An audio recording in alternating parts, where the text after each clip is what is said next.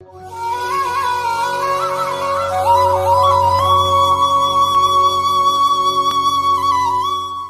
व्यक्ति के 3 मित्र थे। उस पर एक केस चल गया और आवश्यकता पड़ी एक गवाह की। गवाही हो जाती तो उसकी छुटकारा हो सकता था। तो 2 के लिए खून पसीना बहाता था और तीसरे की तरफ ध्यान भी नहीं देता था। तो मन में आया, खून पसीना बहाता हूं 2 के लिए, क्या ये मेरे ऐसे आड़े वक्त में काम नहीं आएंगे? मैंने सारी जिंदगी इन पर कुर्बान कर दी है। निश्चिंत था। तारीख का समय आने लगा, तब गया पहले वाले के पास, जो बड़ा हंसते हंसते मिलता था, गले मिलता था, इतना बातें करता था। चेहरे पर उदासी देखी तो वो सुस्त हो गया पहले ही। वो पहले ही नजरें चुराने लग गया कि कोई चक्कर है, ये आया है जो। पूछा तक नहीं उसने कि भाई तू उदास क्यों है? अब खुद कह रहा है, भैया ऐसा ऐसा हो गया है और मुझे एक गवाह की आवश्यकता है। मुझे पूरा भरोसा है, मैंने सारी जिंदगी तुम्हारे लिए इतना करा है, तुम मेरा साथ निभाओगे। भाई साहब मुझे माफ करना, गेहूं के साथ घुन भी पीस जाता है, मैं चक्कर में नहीं पड़ूंगा। 2 टूक जवाब दे दे, 2 टूक। कैसा लगा होगा बोलो? है चोट तो बड़ी गहरी पहुंची, लेकिन अब कुछ करना है, इसलिए दूसरे मित्र के पास जाता है। इसके लिए भी तो खून पसीना बहाया मैंने। ये ऐसा हो सकता है, लेकिन मुझे उम्मीद है वो ऐसा नहीं होगा। उसके मोहल्ले में ही पहुंचा है। जैसे घर के पास पहुंचा, बड़ा खुश होके आया, गले मिला, लाके बिठाया। कहो भैया क्या बात है, आज उदास क्यों हो? बोले ऐसा ऐसा ऐसा ऐसा। हरि बोल। घबराता क्यों यार? मन में थोड़ी शांति मिली। मैंने कहा था ये मेरा साथ नहीं छोड़ेगा। घबरा मत यार, मैं चलूंगा ना तेरे साथ, लेकिन कचहरी के बाहर तक चलूंगा, अंदर नहीं चलूंगा। हरि बोलना।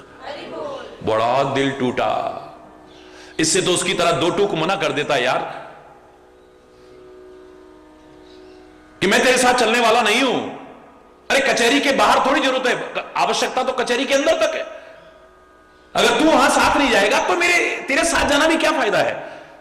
बड़ा निराश और उदास होकर के चला जा रहा है। मन में आया, इन 2 के लिए खून पसीना मैंने बहाया, लेकिन मेरा किसी ने साथ नहीं दिया। तो जिससे मैं नजरें चुराता था, बच के चलता था, वो मेरा साथ क्यों निभाएगा? पर जरूरत है, चलो एक बार उसको भी आजमा तो लेते ही है।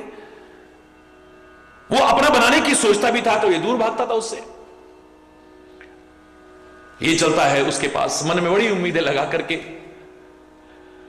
जैसे उसे पता लगता है कि मोहल्ले में आज तुम्हारा वो वाला आया हुआ है, वो ऐसे नंगे पैर भाग देता है। वो दौड़ करके आता है। बिल्कुल वही दशा है जैसे सुदामा को भगवान कृष्ण जाकर के गले लगाते हैं।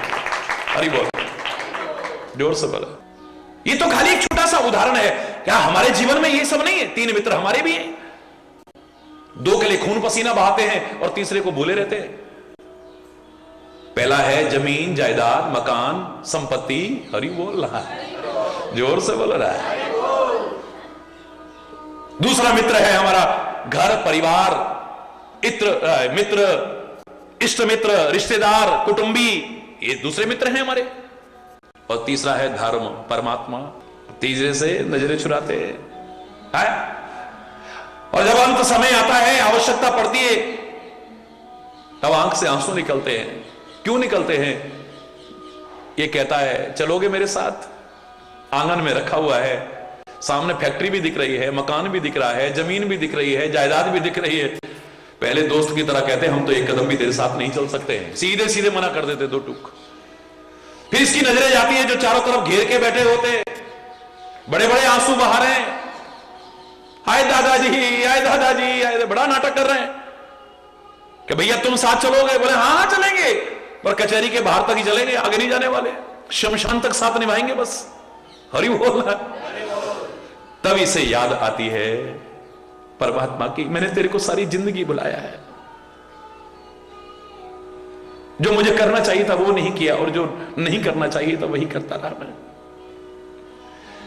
ऐ मेरे परमात्मा, अब तेरे अलावा मेरा और कोई नहीं है। इस दुख की घड़ी में अगर मेरा साथ निभा सकता है तो तू ही निभा सकता है, और कोई नहीं निभाएगा।